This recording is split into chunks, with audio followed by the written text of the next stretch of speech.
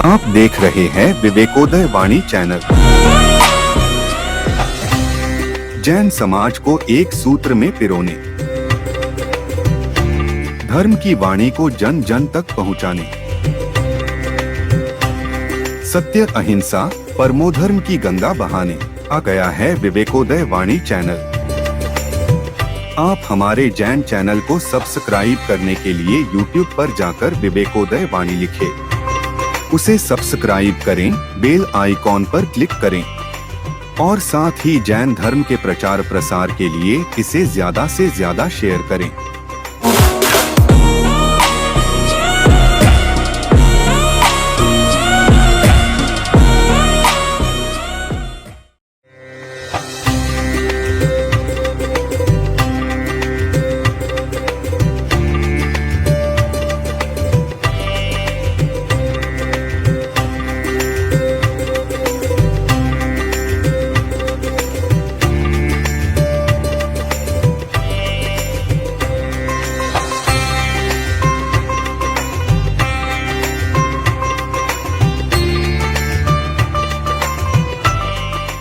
आचार्य श्री विवेक सागर जी महाराज साक्षात उनके चरण कमल अनर्घ पद प्राप्त है।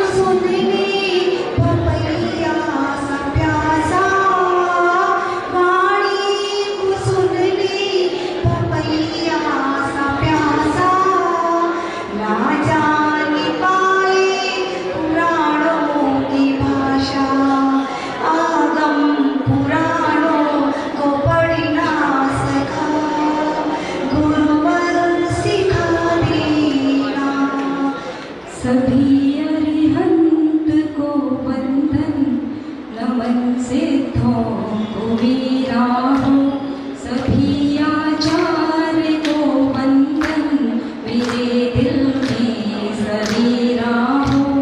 उपाध्यायों का अभिनंदन जो मुनियों को पढ़ाते हैं, लोक में सर्व मुनियों का नमन आदर से मेरा हो, लोक में सर्व मुनियों का नमन आदर से मेरा हो। उदक चंदन तंदुल पुष्प कई सरस्वती मसुधोप मलार्ग कई प्रवन मंगल गान नवातुले जिग्रहे आचार्य महम यजे। ओम परम पूज्य आचार्य श्री विवेक सागर जी महाराज साक्षात विराजमान उनके चरण कमल अनर्घ पद प्राप्त है। अर्घम निर्वपामिति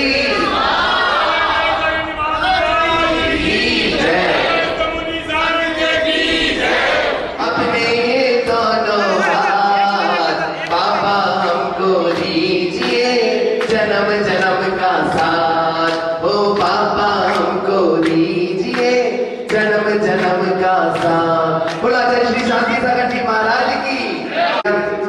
ज्योत से ज्योत जलाते चलो, ज्योत से ज्योत जलाते चलो, प्रेम की गंगा बहाते चलो चलो।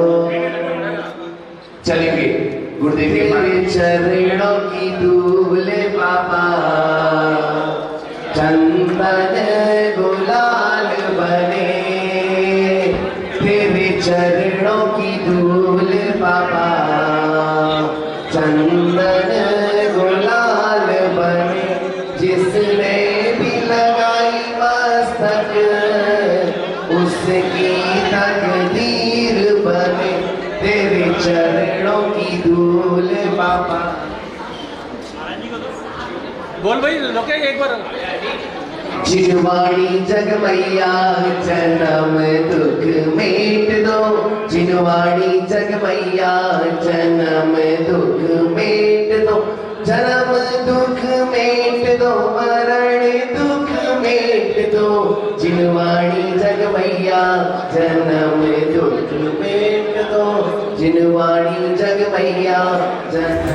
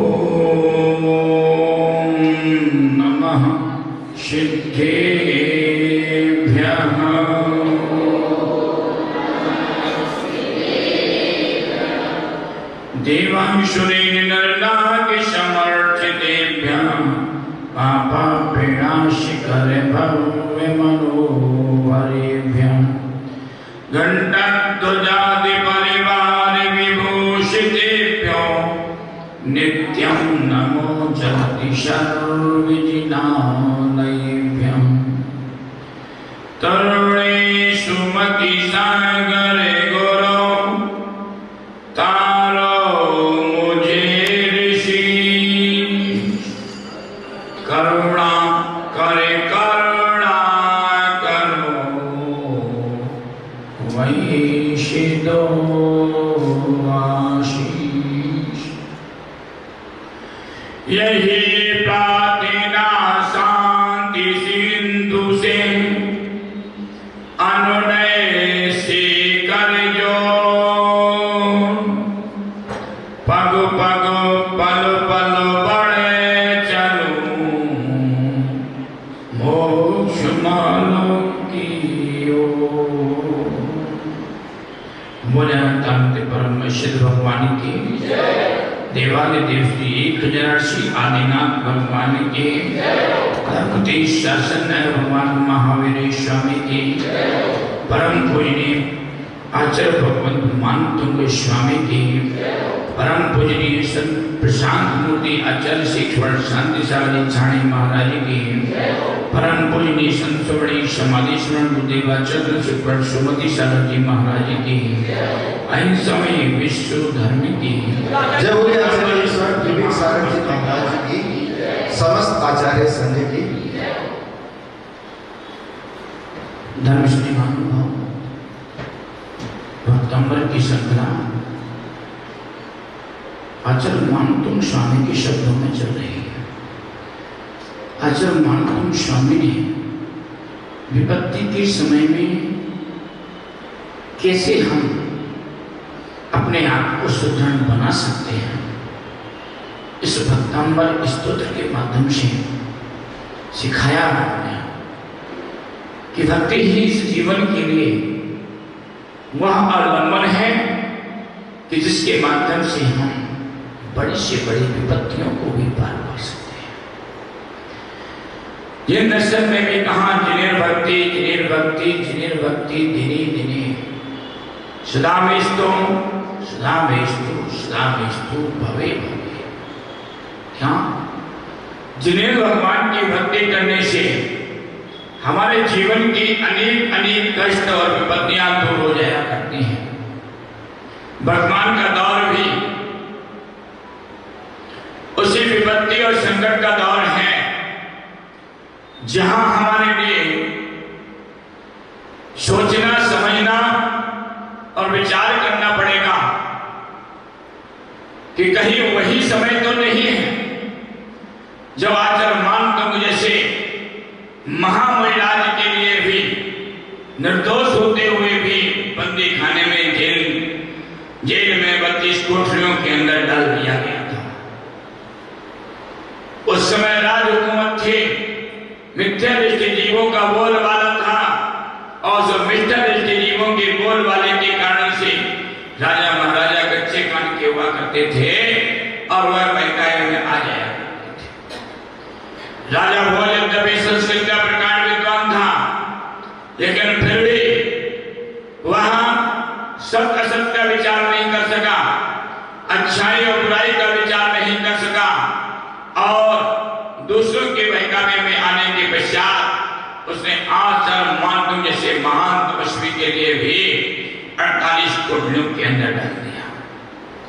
वर्तमान दौर में है, भले ही वह राजयुग का दौर न हो, लेकिन धर्म की पराकाष्ठा को आघात पहुंचाने का दौर तो है ही। और जब धर्म पर आघात पहुंच रहा हो तो निश्चित है उस समय भगवान की भक्ति ही काल रूप में, पुरुषार्थ रूप में परिणमित होने पर इस जीवन के लिए सक्रिय और श्रेष्ठ फल विपत्तियों से निकालने का माध्यम बनती है। हम चलते हैं आचार्य मानतु स्वामी की भक्ति के शब्दों को अपन अपनी भक्ति के रूप में परिवर्तित करने के लिए, क्योंकि आचार्य मानतु ने एक बार भक्ति की और उन्होंने समस्त भव्य जीवों के लिए दिखा दिया कि जीवन में भक्ति का अवलंबन लेने से कैसे बड़े से बड़े उपसर्गों को भी दूर किया जा सकता है, भक्ति का अवलंबन लेने से कैसे बड़े से बड़े संकटों से मुक्त हो सकते हैं, भक्ति के माध्यम से कैसे हमारे बड़ी से बड़ी विपत्ति भी टल सकती है। यह आचार्य की स्वामी की प्रेरणा है, लेकिन हम भक्तामृत तो रोज पढ़ते हैं, पढ़ते भी पढ़ते हैं कभी भक्तामृत की महिमा में भी है कि भक्तामृत का पाठ करो नित्य उठ प्रात। भक्तामृत का पाठ भी करो, कब करो? प्रातः काल उठ करके सबसे पहले भक्तामृत का पाठ करो। अगर प्रातः काल तुम्हारा भगवान की भक्ति से प्रारंभ होता है तो पूरा जीवन, पूरा दिन हमारा अच्छा व्यतीत हो सकता है। इसलिए भक्तामृत की महिमा में वो गाया गया है कि सबसे पहले उठ करके भक्तामृत का पाठ करो। लेकिन हम कब करते हैं? जब मंदिर आते हैं। कब करते हैं? जब मंदिर आते हैं। अब मंदिर की परिक्रमा तो जिन भगवान के विराजमान होने से पवित्र है ही, लेकिन हमारे घर की परिक्रमा कैसे पवित्र है? घर की परिक्रमा भी तो हमें पवित्र करना आवश्यक है, और घर की परिक्रामाओं को पवित्र करने के लिए आचार्य भगवंत ने प्रेरणा दी है कि आचार्य मानतु स्वामी ने तुम्हारे घर को पवित्र करने के लिए एक भक्ति के रूप में इस भक्तामृत स्तोत्र की रचना की है। तो प्रातः काल उठ करके अपने मुंह को धो करके सबसे पहले भक्तामृत का पाठ करो। कब करो? सुबह सुबह प्रातः काल। कहां पर करो? घर पर करो। घर पर भक्तामृत स्तोत्र का पाठ करने से जितनी नेगेटिव एनर्जी है वो सारी की सारी नेगेटिव एनर्जी पॉजिटिव बन जाएगी, और घर की एनर्जी हमारी पॉजिटिव बन गई तो जीवन की दिशा भी पॉजिटिव बन जाएगी। इसे हर व्यक्ति चाहता है कि हमारे जीवन की दिशा भी पॉजिटिव बने, और क्या करते हैं लोग? वास्तु शास्त्र के लिए, कहीं इसके लिए, कहीं ज्योतिषी के लिए चारों तरफ चक्कर काटते हैं। काटते कि नहीं काटते? चारों तरफ चक्कर काटते हैं, लेकिन हमारे घर के वास्तु को सबसे ज्यादा ठीक करने में अगर मददगार है, सहायक है, तो ये भक्तामृत स्तोत्र है। सारे वास्तु को ठीक कर देता। एक बार सच्चे मन से अपने घर में प्रतिदिन भक्तामृत का पाठ करके देखो तो सही। सारी जो एनर्जी, नेगेटिव एनर्जी आपके साथ में, आपके बनना प्रारंभ हो जाएगी। सारा वास्तु दोष, ज्योतिष दोष, सारे दोष आपके दूर हो जाएंगे। किसके पढ़ने से? एकमात्र भक्तांबर के पढ़ने से। देखो यार कितना बड़ा सोशल ग्रुप यहाँ बैठा है। सोशल का क्या होता है? सामाजिक व्यवस्था को गति देना, ऐसे ना। और आप जब इतना अच्छा धार्मिक कार्य करने के लिए ग्रुप माने जोड़े से आए हो, इससे आए हो, जोड़े से आए हो। और जोड़े से आए हो तात्पर्य ये है कि हमारा समन्वय अच्छा है। और जब समन्वय हमारा अच्छा है, एक सार्वजनिक स्तर पर जोड़े के साथ कोई क्रिया कर सकते, कोई कार्य कर सकते हैं, तो घर में भक्तांबर भी कैसे? जोड़े से। जब जोड़े से बैठकर के आप घर में ही भक्तांबर करोगे तो उस भक्तांबर की महिमा से आपका जीवन में अलग आनंद की अनुभूति अपने आप होने लग जाएगी। इसलिए कल से क्या करोगे? सबसे पहले भक्तांबरी घर में पढ़ना है, जोड़े से बैठ कर। सो काम बाद में करना, जितने भी काम पड़े हों सारे काम छोड़ दें और सारे कामों को छोड़ करके सबसे पहले भक्तांबर की स्तुति अपने घर में करोगे। फिर आप अपने आप में 48 दिन के बाद परिवर्तन पाओगे कि हमारे घर की एनर्जी तो बड़ी व्यवस्थित हो गई है। जो समस्याएं हमारे जीवन में आ रही थी वो सारी की सारी समस्याएं दूर हो गई है। इसलिए भक्तांबर स्तोत्र घर में प्रतिदिन पढ़ना चाहिए। अपन अब चलते हैं इसकी तरफ, भक्तांबर स्तोत्र। आज भक्तांबर का 30वां दिवस है और आज का जो काव्य है और उस काव्य के हृदय मंत्र हैं वो क्या है? सर्व सिद्धिदायक, सर्व सिद्धिदायक।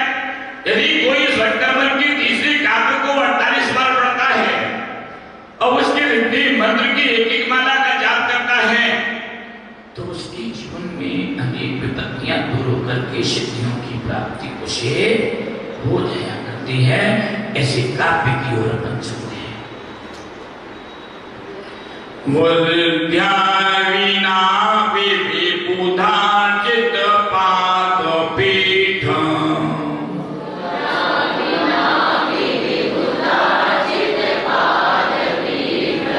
स्तोत्रम समुद्यत मतिर्विगित त्रिपोहम,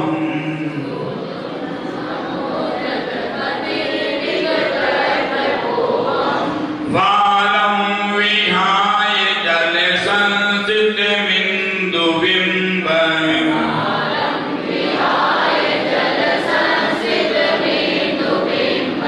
मन्यः कदिच्छति जनः सहसा गृहीतुम्,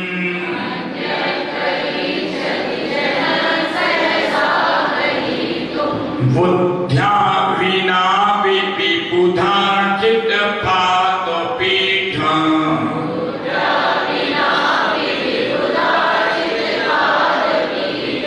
स्तुतुं समुद्यते मतिर्विगित त्रिपोहम्,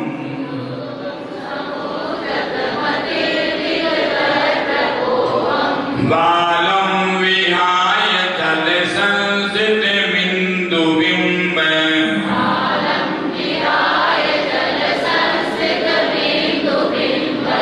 मन्यः इच्छति जनः सहसा गृहीतुम्,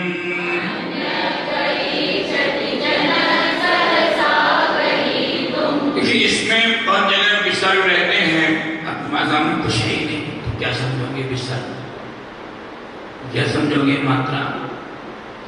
इसमें जो विसर्ग रहते हैं, चाहे ह्रस्व अक्षर के सामने विसर्ग आए, चाहे दीर्घ अक्षर के सामने विसर्ग आए, उस विसर्ग के उच्चारण में हलंत आकार का उच्चारण आता है। जैसे इसमें एक शब्द आया है मन्य, तो मन्य है क्या? हलंत अक्षर के साथ में विसर्ग है तो मन्य है। इसमें एक साथ दो अक्षर आए हुए हैं, वा और बा। वी बू धार चित लाए हैं, दो अक्षर आए हैं, वा और बा, वी बू। तो हमें बा का उच्चारण भी करना है और बा का उच्चारण भी करना है। वा का उच्चारण बा के साथ भी हो सकता है। यदि वा का उच्चारण बा के साथ कर लेंगे तो उसका अर्थ दूसरा हो जाएगा। इसलिए अर्थ का संयोजन करने के लिए आचार्य भगवंतों मानतुंग स्वामी ने एक एक बीजाक्षर को बड़े चुन करके रखा है।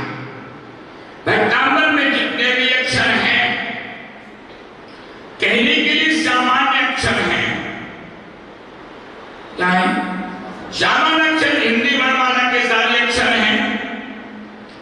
हिंदी वर्णमाला के सारे अक्षर होते हुए भी जब एक महान स्तोत्र के रूप में गुंथित किए गए हैं तो प्रत्येक अक्षर बीजाक्षर बन गया।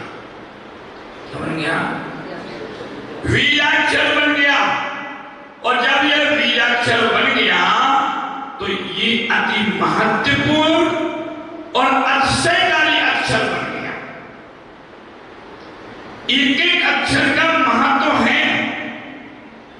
जैसे जब प्रारंभ में श्रुत लिपिबद्ध नहीं था, द्वादशांग की रचना नहीं लिखी गई थी, उस समय धर्मसेन स्वामी को सौंपाया कि तुम्हारे पश्चात कोई अंग पूर्वधारी होने वाले नहीं है, अरे तुम्हारे पश्चात अंग का ज्ञान भी लोप होने वाला है।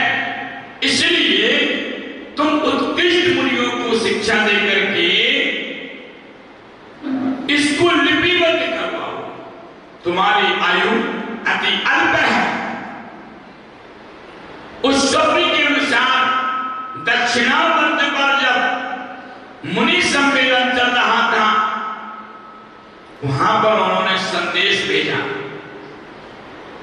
कि आपके उस मुनि सम्मेलन में जो सबसे उत्कृष्ट ज्ञान रखने वाले विनयवान मुनिगण हो, उन मुनिगणों को यहां पर भेजो, क्योंकि हमें वह श्रुत को लिपिबद्ध करवाना है।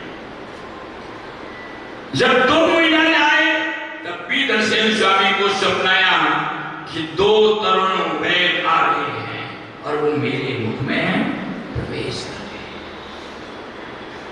इस शब्द की आगे साथ में बड़ी प्रसन्नता हुई और जब दोनों मुनिराज धर्मसेन स्वामी के चरण कमलों में पहुंच गए तो उन्होंने कहा तुम्हें शुद्ध को सीखना है। का जो वाक्य, लेकिन मैं पहले परीक्षा करूंगा। किसकी? तुम दोनों की परीक्षा करूंगा कि तुम उस शुद्ध को ग्रहण करने के योग्य हो या नहीं। शिक्षा देने के पहले भी परीक्षा की जाती है। तो वहां उन्होंने एक एक मंत्र दोनों महिलाओं को दिया। एक महिला को एक बीजाक्षर कम लिख करके मंत्र दिया, एक महिला को एक बीजाक्षर अधिक लिख करके मंत्र दिया। तो कहा जाओ गिरनार की गुफाओं में बैठ करके इन दोनों मंत्रों की सिद्धि करो। दोनों महिला मंत्रों की सिद्धि करने में लग गए। एक महिला का नाम था सुबुद्धि और दूसरे महिला का नाम था हरिवाहन। सिद्धि की, सिद्धि करते करते हरिवाहन के मंत्र में एक मंत्र कम था, एक बीजाक्षर कम था। सुबुद्धि के मंत्र में एक बीजाक्षर अधिक था। इस समय अधिक तो नहीं हो रहा। जब उस मंत्र की साधना की गई तो कम अक्षर वाले मंत्र की अधिष्ठित देवी एक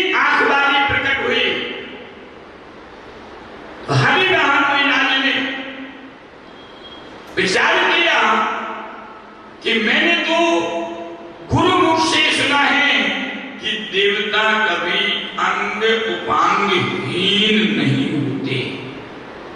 क्या पढ़ा, क्या सुना? गुरुमुख से अभी तक मैंने सुना है कोई भी देवी देवता अंगहीन नहीं होते, लेकिन ये देवी तो अंगहीन है। निश्चित इस मंत्र में कुछ ना कुछ कमी है। उन्होंने उस मंत्र को बार बार परीक्षा की, उसको विचार किया, तब उन्हें लगा एक अक्षर इसमें कम, एक वर्ण कम है, एक बीजाक्षर कम है। उन्होंने उस बीजाक्षर को वहां पर स्थापित किया। फिर साधना की तो भूत जाति के देव प्रकट हुए।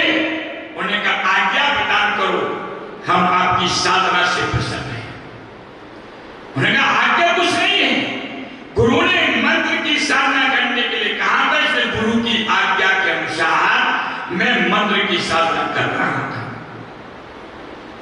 इसलिए उस साधना में आप लोग उपस्थित हुए हो, आपके लिए मेरी कोई आज्ञा नहीं, मेरी कोई चाह नहीं है।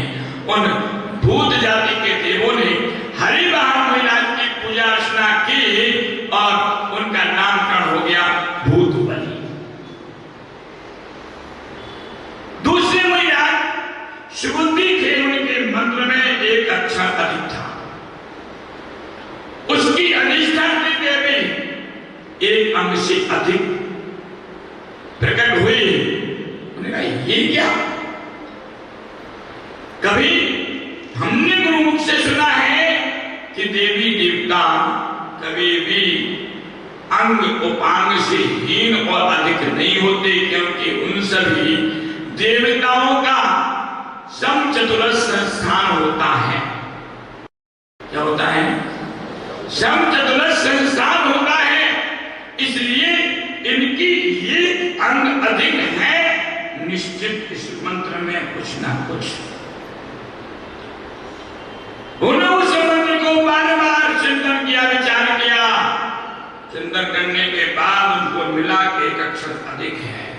उन्होंने उस बीजाक्षर को हटाया, पुनः साधना की। अनेक देवता आए, उनके दांतों की पंक्तियां बिखरी हुई थी, किनकी?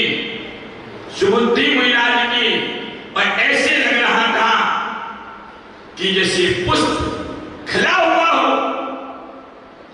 तो उन देवताओं ने आकर के उनकी पूजा अर्चना करने के पश्चात उनका नाम रख दिया पुष्पदंत। एक का नाम पुष्पदंत हो गया और दूसरे का नाम। उन्होंने जब पुनः गुरु के पास आए और गुरु ने देखा बड़े प्रसन्न आ रहे हैं, उन्हें क्यों मंत्र की साधना नहीं की? उन्होंने सारी की सारी घटना गुरु के चरणों में प्रस्तुत कर दी। तब गुरु को विश्वास हुआ कि ये दोनों महाराज शिक्षा ग्रहण करने के योग्य हैं। तो कहने का मतलब मेरा वही है कि इस स्तोत्र का प्रत्येक अक्षर बीजाक्षर है और प्रत्येक अक्षर में अक्षर चमत्कार मौजूद है, पर हमारी श्रद्धा उन बीजाक्षरों के प्रति होना चाहिए। तो आचार्य भगवान क्या कह रहे हैं? इस काव्य के माध्यम से आचार्य भगवान कह रहे हैं, बुद्ध्या बिना विविधार्थ पाद पीठा तुम समुद्र मध्य विगतत्र को हम बालम विहाय जल संसित बिंदु बिंबा मन्नह का इच्छति जनाशय सागरित। इसमें आचार्य मान तो भगवान की भक्ति करते हुए अपने आप की लघुता प्रकट कर रहे हैं। क्या कर रहे हैं? लघुता प्रकट कर रहे हैं कि हे प्रभु, मुझमें सामर्थ्य नहीं है कि मैं आपकी इतनी महान भक्ति को, स्तुति को कर सकूं, लेकिन कर रहा हूं। मैं अज्ञानी हूं, मेरे पास अल्प ज्ञान है। अज्ञान नहीं, अल्प ज्ञान है, बुद्धि नहीं है, मैं मतिहीन हूं। और मतिहीन होने के कारण से मेरे पास इतना ज्ञान, इतनी बुद्धि नहीं है कि मैं आपकी स्तुति, आपकी भक्ति कर सकूं। लेकिन फिर भी जैसे जल में स्थित चंद्रमा उसके प्रतिबिंब को देख करके उसको पकड़ने की इच्छा कौन करता है? कोई अच्छा बड़ा आदमी तो कर नहीं सकता, क्योंकि वो जानता है कि इस जल के अंदर चंद्रमा साक्षात मौजूद नहीं है, वो तो इसके अंदर क्या बढ़ रहा है? प्रतिबिंब बढ़ रहा है। तो उस प्रतिबिंब को देख करके उसको प्राप्त करने की इच्छा कौन कर सकता है? बालम विहाय, बच्चों को छोड़ करके और तो कोई उस चंद्रमा को प्राप्त करने की इच्छा नहीं कर सकता है। तो मेरी बुद्धि भी कैसी है? उस बालक की जैसी है कि आपकी इतनी बड़ी स्तुति करने के लिए फिर भी मेरा मन कर रहा है, क्योंकि आपके चरण कमल देवों के द्वारा पूजित हैं। चरण कमल नहीं, जिस पाद पीठ पर, जिस पीठ पर आपके चरण कमल रखे जाते हैं, वो पाद पीठ भी देवों के द्वारा पूजनीय है। इतने महान पाद पीठ जिनकी पूजनीय है, और उन प्रभु की भक्ति करने में मैं कहां समर्थ हूं?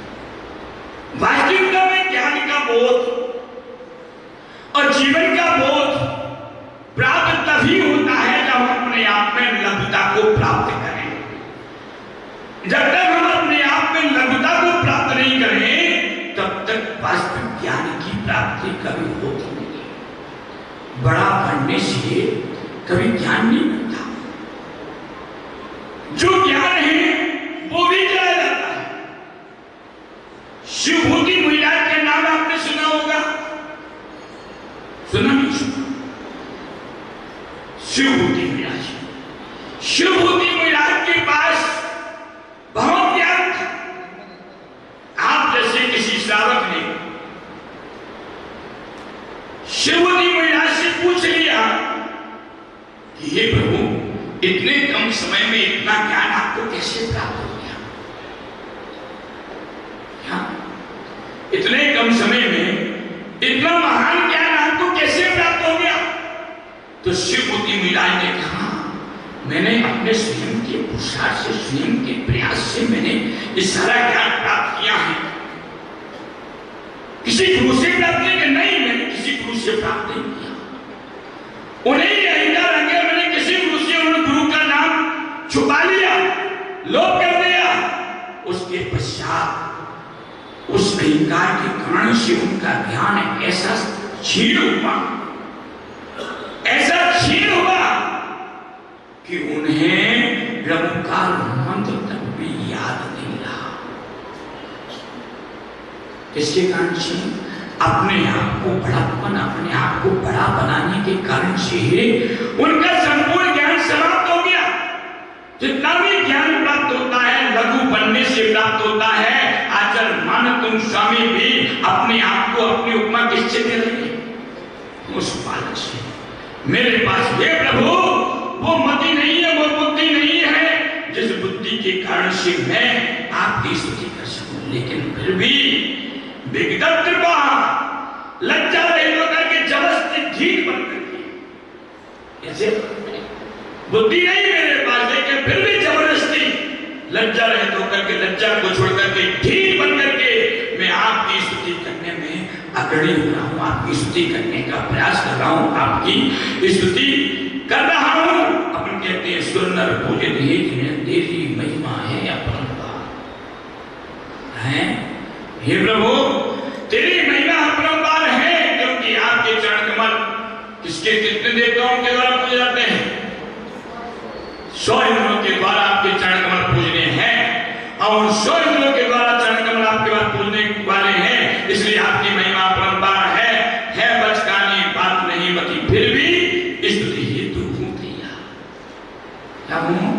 मुझे मति नहीं है, बुद्धि नहीं है, मेरे पास बचपना है, लेकिन फिर भी स्तुति करने के लिए मैं बार बार तैयार हूं। जल में पड़ती सस्याया समझ मनोहर चंद्र उदार, कौन पकड़ने हाथ बढ़ाता, शिशु के बिना कहो जगता।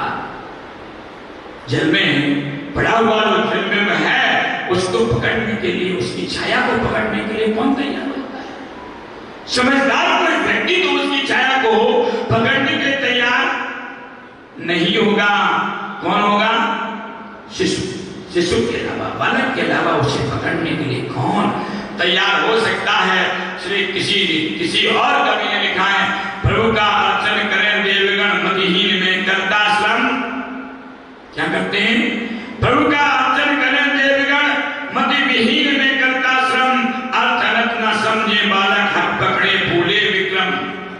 क्या कर रहा है भाई? बालक अपने संपूर्ण अपनी शक्ति को भूल करके उस चंद्रमा को पकड़ने के लिए हट कर रहा है, क्योंकि आपके चरण कमल तो देवताओं के द्वारा पूजनीय है। सच के बिंब नील में दर्शे पकड़े शिशु अपने घर में। क्या कर रहा है? वह बालक अपने घर में उस पानी में पड़े हुए चंद्र बिंदु को पकड़ने के लिए प्रयास कर रहा है। बिना यत्न करे सब परिश्रम नाच हंसते मन में, लेकिन उस चंद्रमा को पकड़ने को कोई ज्ञानी जी पकड़ने का प्रयत्न नहीं करता है। इसलिए इसी प्रकार से हमें भी अपनी आंख को क्या मानना चाहिए? भगवान की भक्ति करते समय भी अपने आप को अल्पज्ञ, हे प्रभु मैं अल्पज्ञ हूं। अपन पूजा भी करते हैं, पूजा में भी कई बार पढ़ते हैं ज्ञानहीन क्रिया है, पढ़ते ना कि मैं ज्ञानहीन हूं, क्रियाहीन हूं, फिर भी केवल मन आपकी भक्ति करने के उद्यत हो रहा हूं, तैयार हूं, कर रहा हूं। इसी प्रकार से आचार्य मानंद स्वामी ने भी अपनी लघुता को प्रकट करते हुए भी जबरदस्ती भगवान की स्तुति करने का प्रयास किया है। इसी प्रकार से हमें भी अपने आप को लघु बना करके फिर भी भगवान की उत्कृष्ट भक्ति करने का पुरुषार्थ करना चाहिए। यह आचार्य मानंद स्वामी से हमें सतत निरंतर प्रेरणा प्राप्त हो रही है। उस प्रेरणा को ग्रहण करो।